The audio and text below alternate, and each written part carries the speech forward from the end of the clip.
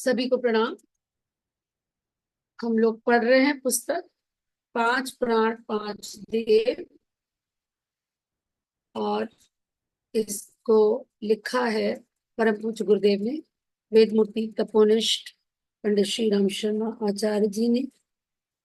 आइए, आरंभ करने से पहले एक बार गायत्री मंत्र साथ साथ। कमर सीधी कर लें, नेत्र बंद, दोनों हाथ गोद में, भू मध्य में स्वर्णिम सविता देवता का ध्यान, हृदय में परम पूज्य गुरुदेव परम वंदनीय माता जी की छवि। ओम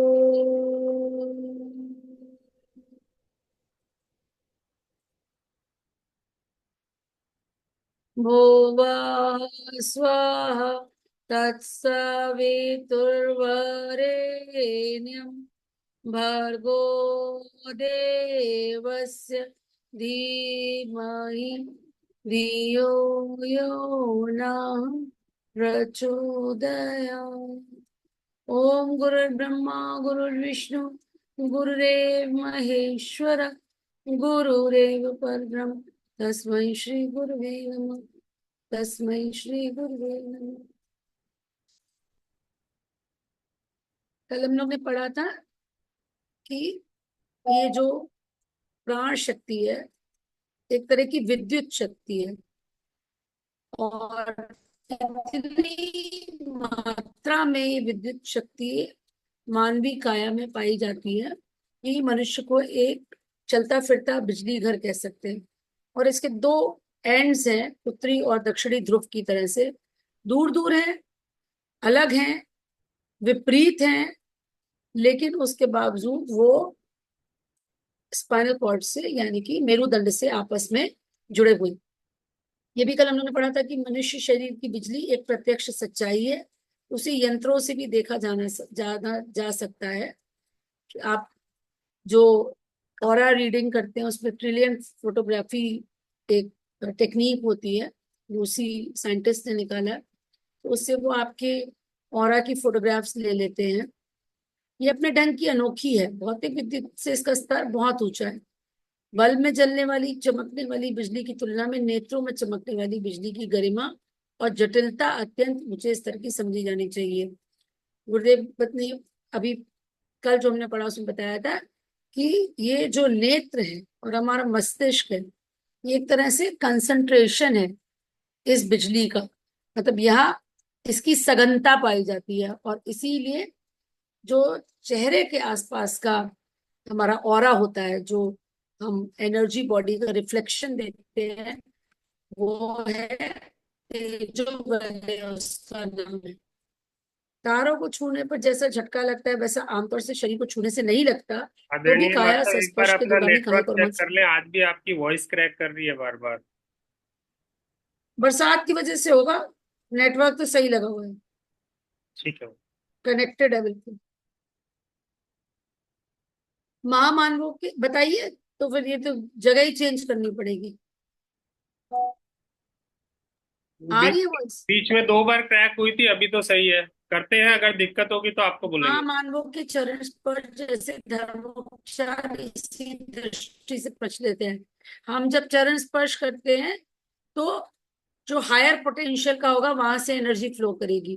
तो जब महामानव है जो आपसे पॉजिटिव पोटेंशियल में इलेक्ट्रिसिटी के हैं, तो उनकी इलेक्ट्रिसिटी प्राण शक्ति आपके चरण स्पर्श के माध्यम से आपके अंदर आती है। ये कायिक बिजली कभी कभी भौतिक बिजली के रूप में देखने में आती है। उससे उस रहस्य पर पड़ा हुआ पर्दा और भी स्पष्ट रूप से उभर जाता है, जिसके अनुसार मनुष्य को चलता फिरता बिजली घर ही माना जाना चाहिए। यह शक्ति इतनी प्रचंड होती है कि उससे संसार की आश्चर्यजनक मशीनरी का काम मनुष्य केवल अपनी इच्छा शक्ति से कर सकता है। अर्थात प्राण विद्युत पर नियंत्रण इच्छा शक्ति का ही होता है। समान स्थिति में तो अन्न और श्वासों से प्राप्त दो तरह से मेनली हम प्राण शक्ति प्राप्त करते हैं। एक तो अन्न, अन्न में भी सोलर एनर्जी ट्रैप हो जाती है। बहुत बार डॉक्टर साहब आपको बता चुके हैं क्लासेस में कि फोटोसिंथेसिस के माध्यम से क्लोरोफिल की प्रेजेंस में और सनलाइट और वाटर की प्रेजेंस में जब जो प्लांट्स होते हैं वो अपना भोजन बनाते हैं, तो इसमें सोलर एनर्जी ट्रैप हो जाती है। और आपको मालूम होना चाहिए धरती पर आने वाले प्राण का मुख्य स्रोत जो है वो सूर्य है। सूर्य जो स्थूल रूप है सविता का, यही हमारा मुख्य स्रोत है प्राणों का। और श्वासों के माध्यम से भी हम प्राण शक्तिगत लेते हैं।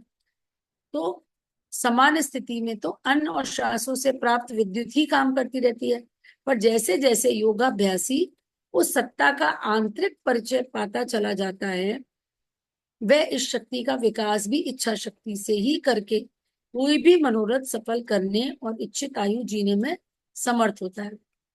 मनुष्य शरीर में बिजली की उपस्थिति ना तो स्वल्प है और ना महत्वहीन। बालों में कंघी करके उतनी भर रगड़ से उत्पन्न चुंबक को देखा जा सकता है। बालों से घिसने के बाद कंघी को लोहे की पिन से स्पर्श करें तो उसमें चुंबक के गुण विद्यमान मिलेंगे। निर्जीव बालों में ही नहीं, सजीव मस्तिष्क में भी बिजली की महत्वपूर्ण मात्रा विद्यमान है। अन्य बिजली गिरोह की तरह वहां भी बनाव बिगाड़ का क्रम चलता रहता है।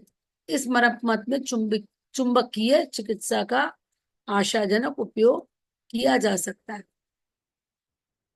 हमें शरीर एवं मन को सजीव, स्फूर्तिवान एवं तेजस्वी बनाने के लिए अपनी विद्युत शक्ति को सुरक्षित रखने का ही नहीं, इस बात का भी प्रयत्न करना चाहिए कि उसमें निरंतर वृद्धि भी होती चले।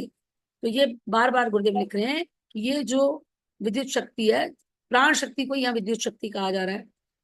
तो शरीर को स्वस्थ रखना है, सजीव रखना है, स्फूर्तिवान रखना है, मन को तेजस्वी बनाना है, तो इस प्राण शक्ति को न केवल कंजर्व करना पड़ेगा, मतलब आप अननेसेसरली इसको खर्च ना करें, बेकार के कामों में इसमें खर्च ना करें।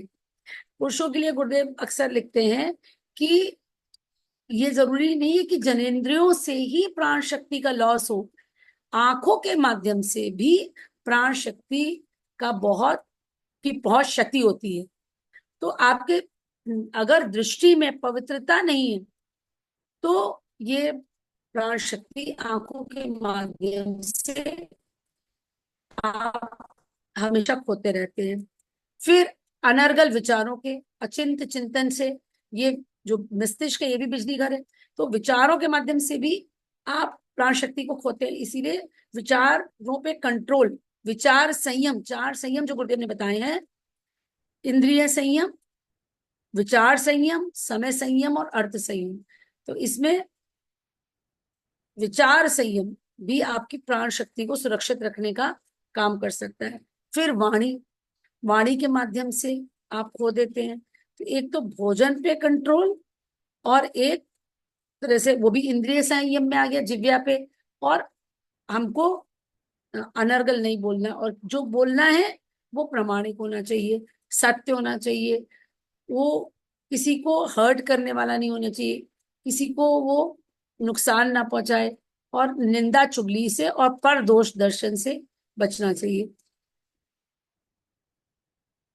और दूसरी बात इसका, इसमें एक तो ये हो गए तरीके सुरक्षित रखने के, और दूसरी बात हो गई इसमें वृद्धि भी होती चले, क्षतिपूर्ति की व्यवस्था बनी रहे।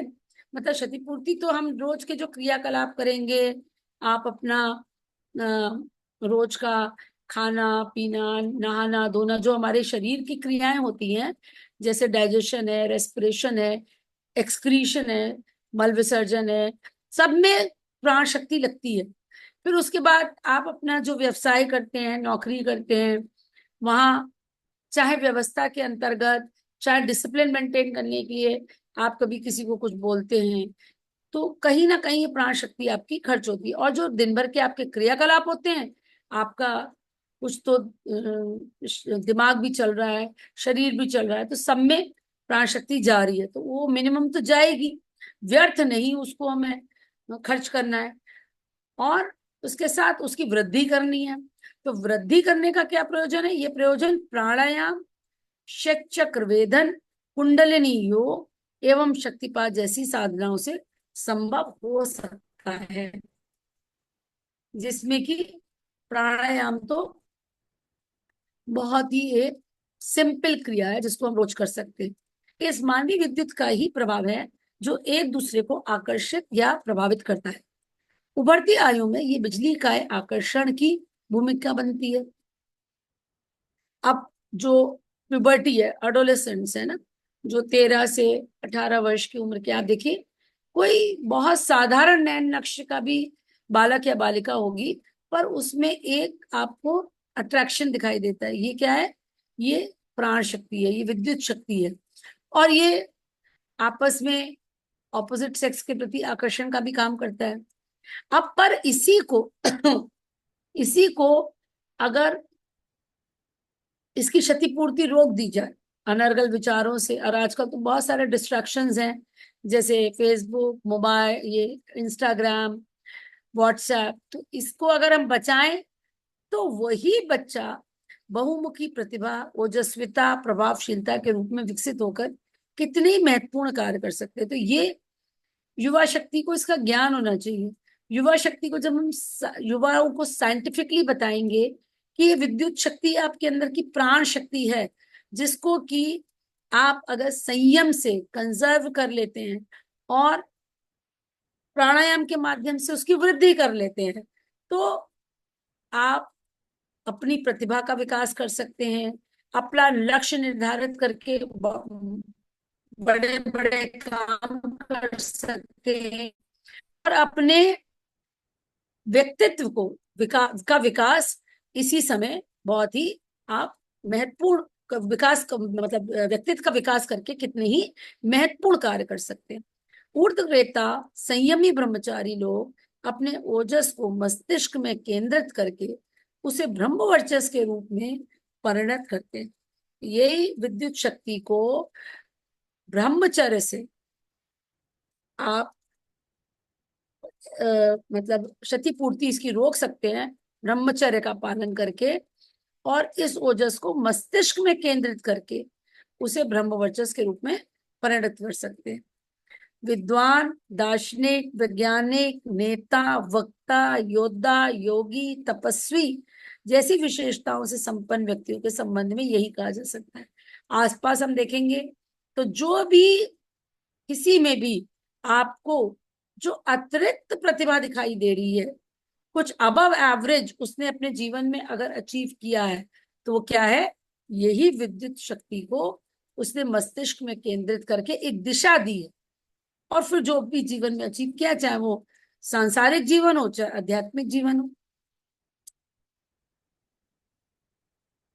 तो ऐसे व्यक्ति जिन्होंने कुछ भी अपने जीवन में साधारण से अधिक जाकर के अचीव किया है या पाया है, चाहे वो कोई विद्वान है, कोई फिलोसफर है, कोई साइंटिस्ट है, कोई राजनीति के क्षेत्र में है, कोई बहुत अच्छा ओरेटर है, कोई युद्ध भूमि पे है, किसी ने योग में महारत हासिल करी है, कोई तप में आगे बढ़ रहा है, तो इन सब के लिए गुरुदेव लिख रहे हैं कि ये कहा जा सकता है कि उन्होंने अपने ओजस का, प्राण तत्व का अभिवर्धन, अभिवर्धन मतलब बढ़ाना, नियंत्रण मतलब कंट्रोल, एवं सदुपयोग किया है।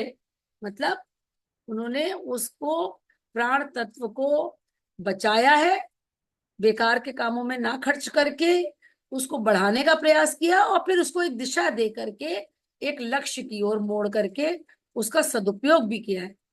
यूं ये शक्ति किन्हीं किन्हीं में अनायास भी उभर पड़ती देखी गई है, और उसके द्वारा उन्होंने कुछ अद्भुत काम करते भी पाया है गया है।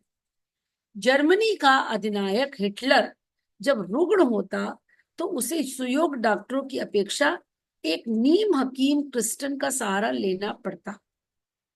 उसकी उंगलियों में जादू था, दवा दारू वह कम करता था, हाथ का स्पर्श करके दर्द को भगाने की उसको जादुई क्षमता प्राप्त थी।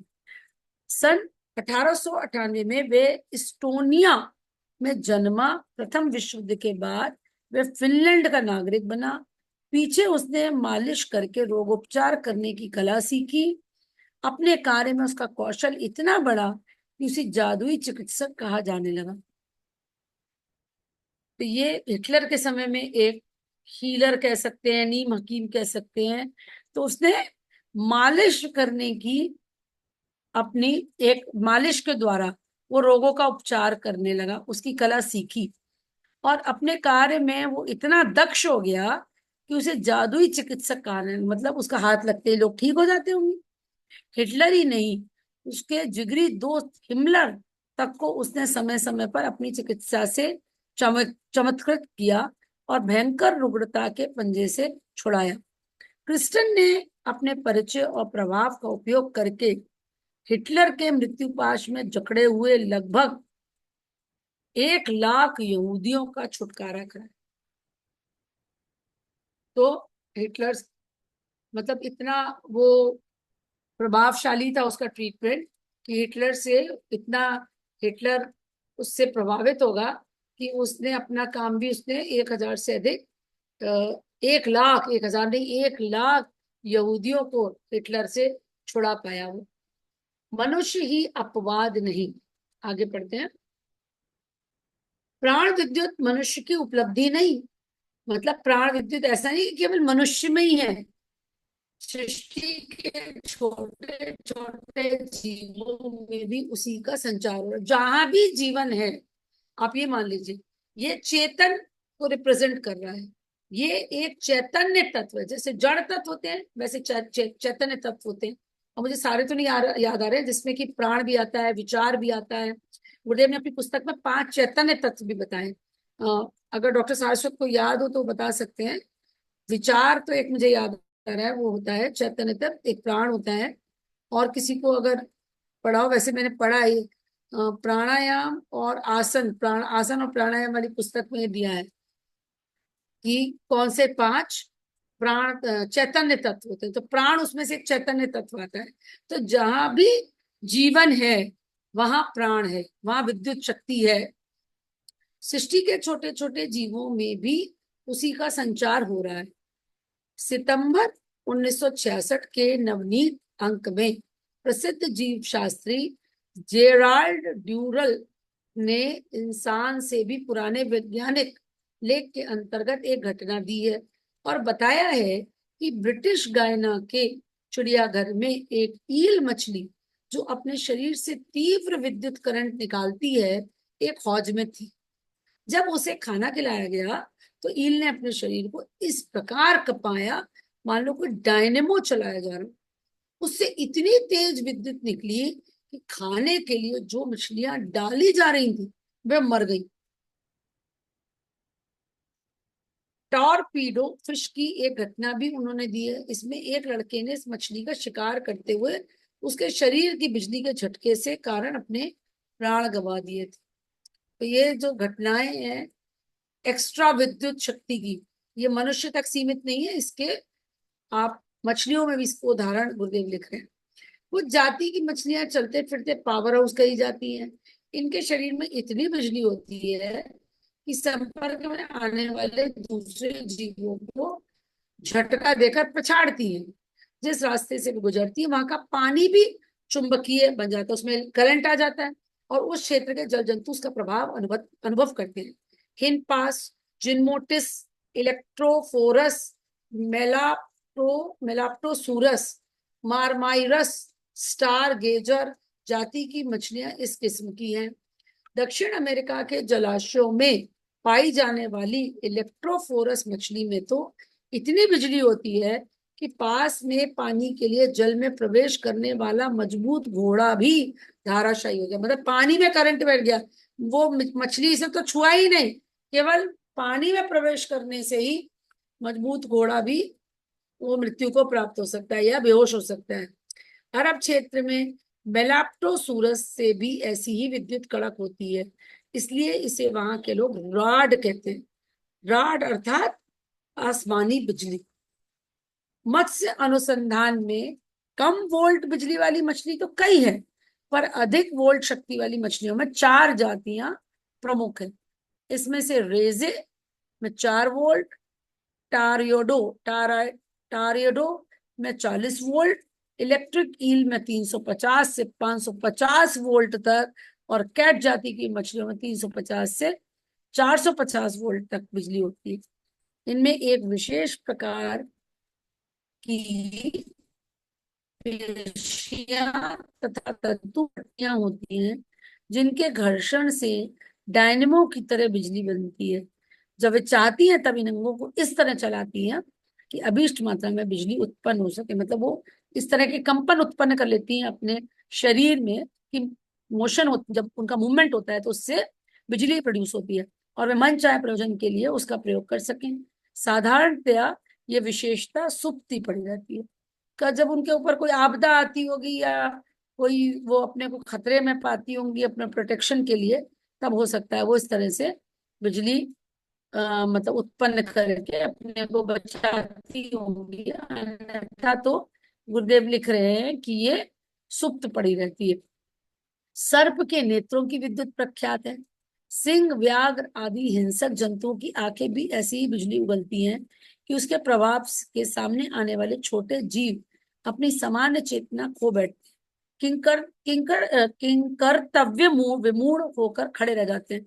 अजगर के लिए कहते हैं कि उसकी आंखों में इतनी एक हिप्नोटिज्म जैसी पावर होती है कि जो उसके बिल में अगर चूहे डाल दिए जाएं, और काफी दूर भी होंगे वो चूहे, लेकिन धीरे धीरे वो उसकी ओर खिंचते चले आ जाते हैं और स्वयं उसके मुंह में चले जाते हैं।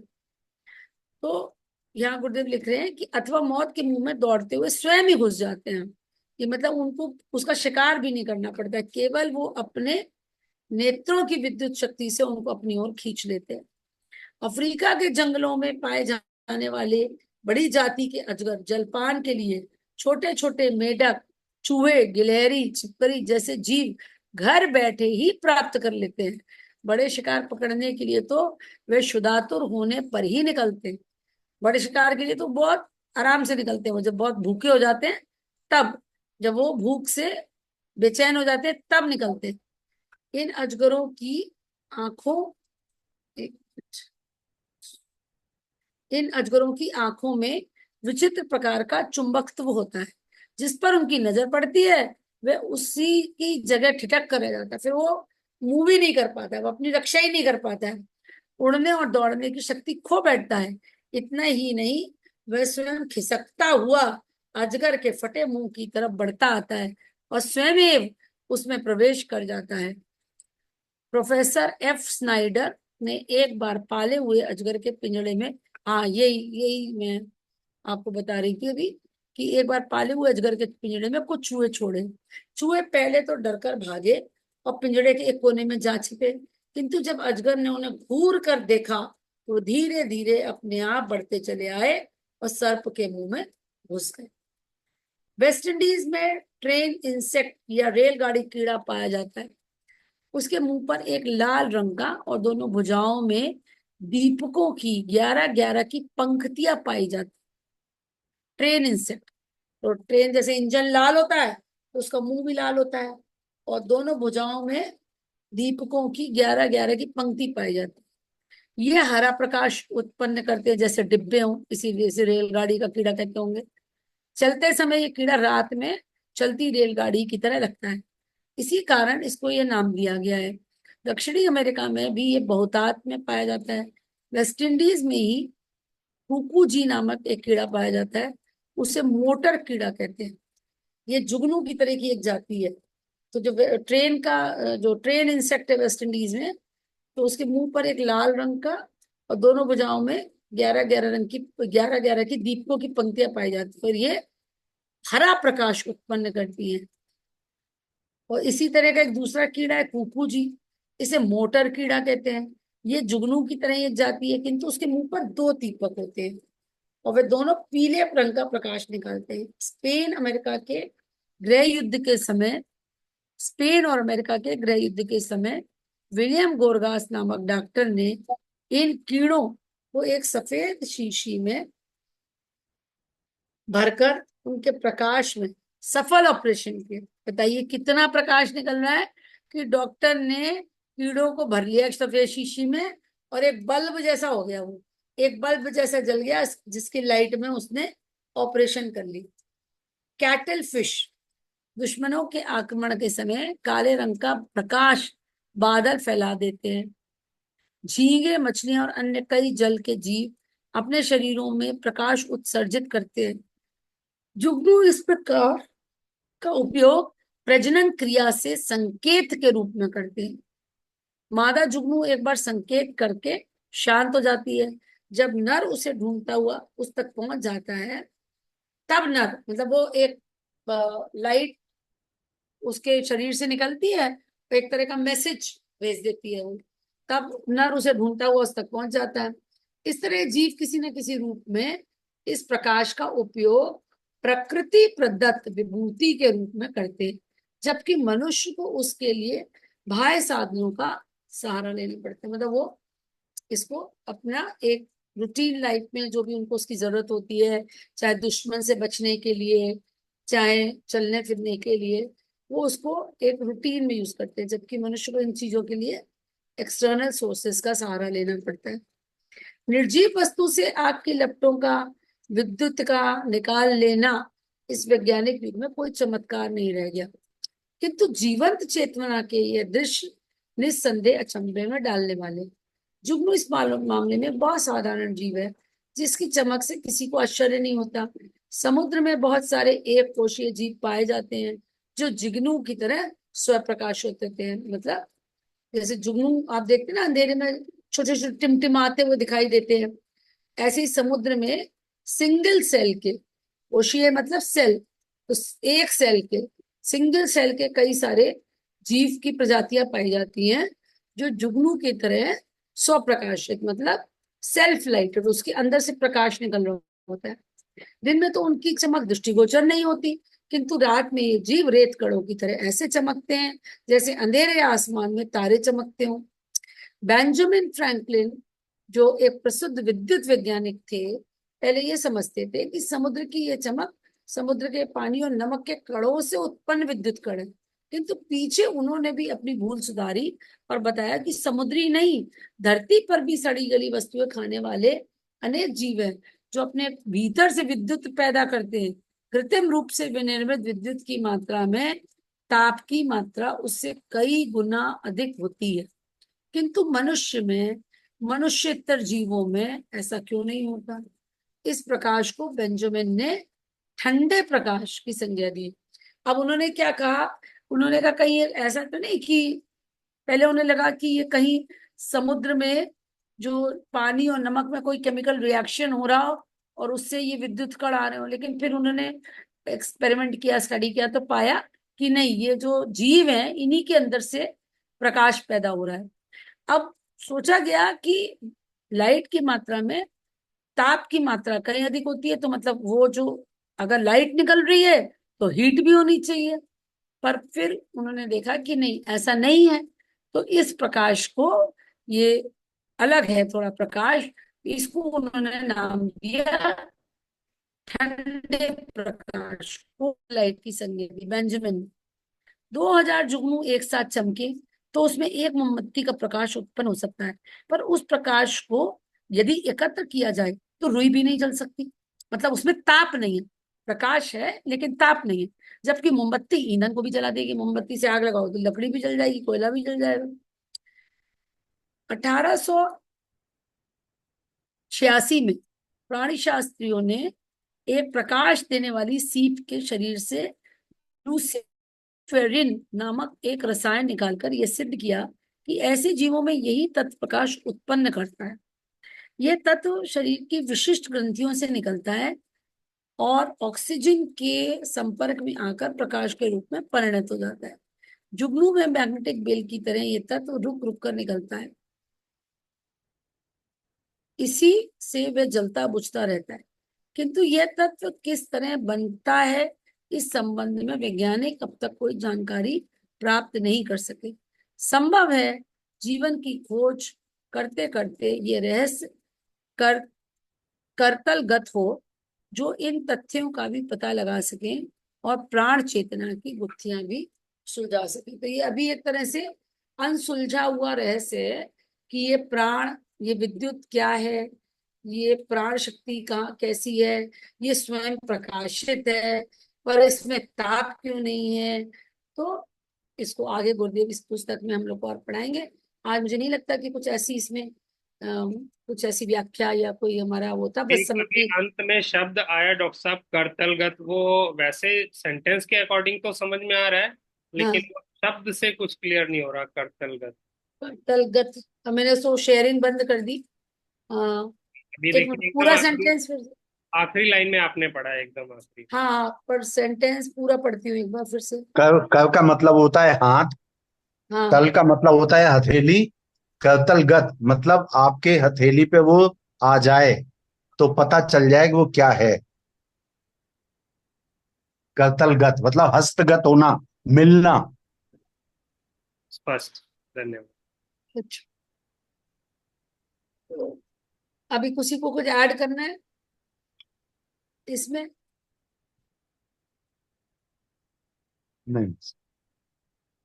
आज तो गुरुदेव ने मत्स्य विज्ञान पढ़ा दिया हम लोग को, मछलियों के बारे में। इतनी सारी जानकारियां मिल गई, है ना। लेकिन कितनी बहुत ही बड़े। अच्छा लगा क्योंकि अपने बच्चों को पढ़ाते वक्त इतने से कई सारे एग्जाम्पल्स उनकी बुक्स में थे कि किस तरीके से उनको, मतलब ये मछलियों के अंदर था, तो आज हाँ, रॉड अच्छा रॉड लगता था मछली। ये पढ़ते हुए कि देखिए जो साइंस मतलब बच्चों की वजह से पढ़ी थी, आज मतलब गुरुदेव के उससे ये आगे जानने को मिल रही है। उसमें तो कुछ ही एग्जाम्पल्स थे, गुरुदेव ने तो बहुत सारे दिए। चलिए, सभी को प्रणाम। शांति पाठ करते हैं। ओम द्यो शांति अंतर ओम द्यो शांति। शांति पाठ कोई करेगा? अंतर ओम देव शांति अंतरिक्ष गुम शांति पृथ्वी शांति वापः शांति वोषधय शांति वनस्पतयः शांति विश्वे देवा शांति ब्रह्म शांति सर्वगुम शांति शांतिरेव शांति सामा शांति वेदी। ओम शांति शांति शांति सर्वाविष्ट सुशांति भवतु।